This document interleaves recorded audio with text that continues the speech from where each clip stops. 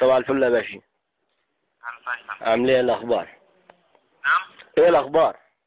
اهلا وسهلا، تحت امر سيادتك، اتفضل. ابا انا كنت عايز استفسر على شويه حاجات كده والله. تحت امر سيادتك يا فندم، ممكن في البدايه الشرف بالاسم؟ ها؟ تحت امر سيادتك، ممكن في البدايه الشرف بالاسم؟ ولا نعم. ولا استاذ ولاء. اه اهلا وسهلا استاذ ولاء. استاذ ولاء، استفسار سيادتك خاص بالرقم اللي حضرتك تتكلم منه؟ لسه جابه جديد وفرحان بقى ومبسوط والعمليه هاي خالص. الف مبروك على الخط يا فندم. الله يبارك فيك يا باشا. انا والله جايب الخط ده مخصوص عشان بحبكم وبعزكم، بعز اتصالات داي. تحت امر سيادتك يا فندم. بقول لك يا باشا، اتفضل. دلوقتي انا جبت خط جديد. ها؟ الف مبروك على الخط مره ثانيه. تمام. وجبت عده جديده. تمام. قلت ليش مبروك على عدي. ها؟ الف مبروك يا استاذ ولاء. الله يبارك فيك، بس مش العده اللي بكلمك منها عشان عارف انكم عارفين هي. انا جبت عده جديده ان 73 ميوزك اديشن. تمام. تمام. ها؟ تمام يا فندم. عايز اركب فيها الخط دي. تمام. ها؟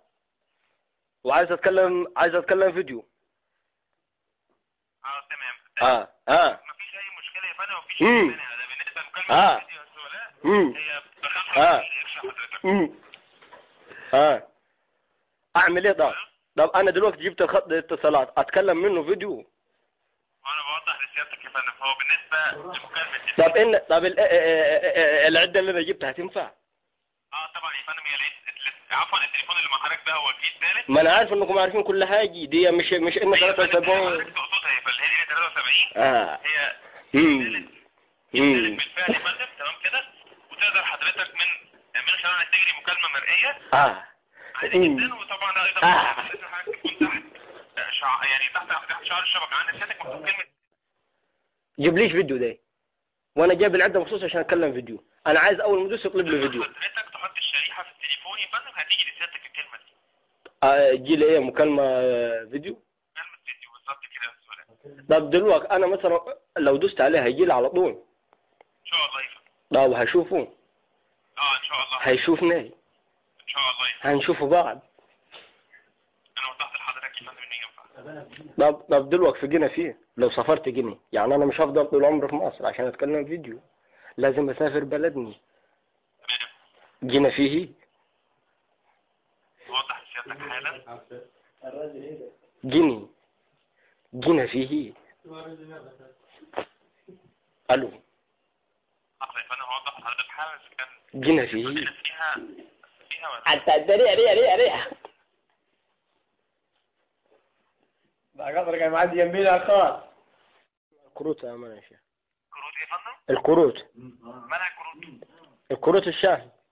مالها يا فندم؟ كام الاسعار عشان انا بشتريها بسعر وانتوا بتقولوا عليها بسعر تاني. هو حضرتك يا فندم دلوقتي سعر الكارت مثلا على سبيل المثال الكارت ب 10 بيتباع ب 10 جنيه وبيدي لحضرتك رصيد 10 جنيه. ها؟ بيتباع الكارت ب 10 جنيه وبيدي لحضرتك يا فندم رصيد 10 جنيه. لا ما مش كده. امال ايه يا فندم اللي كده عند حضرتك؟ دقيقة. انا النهارده مشتري واحد بس. ايوه. هو ب10 يعني. تمام. بس باعه لي ب 13.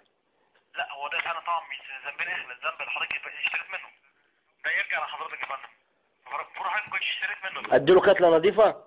نعم يا فندم؟ اديله كتلة نظيفة؟ اديله يا فندم؟ كتلة نظيفة. ايه ده يا فندم؟ يعني مثلا اتخانق معاه؟ لا ما تخليش معايا يا فندم ولا حاجه، بس ما تشتريش منه على الاقل يعني. اصل ممكن 5 6 كتلة نظيفة وخلص مفيش مشاكل واخد الكارت ببلاش.